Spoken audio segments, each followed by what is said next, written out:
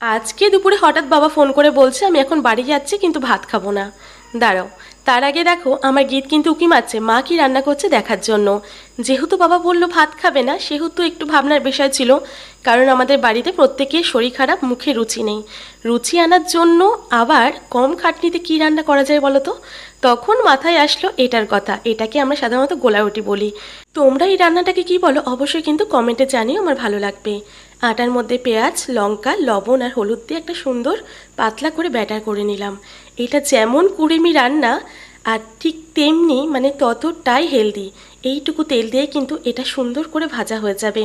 জানো তো, ছোটোবেলায় যখন ঘরে কিছু থাকতো না, মা সাধারণত আটার সাথে একটু চালের গুঁড়ো মিশিয়ে এই গোলাউটিটা করে দিত। অবশ্য বাবা আজকে বলল চালের গুঁড়ো দিস না, শুধুমাত্র আটা দিয়েই কর।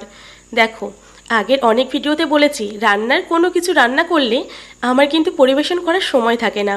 তার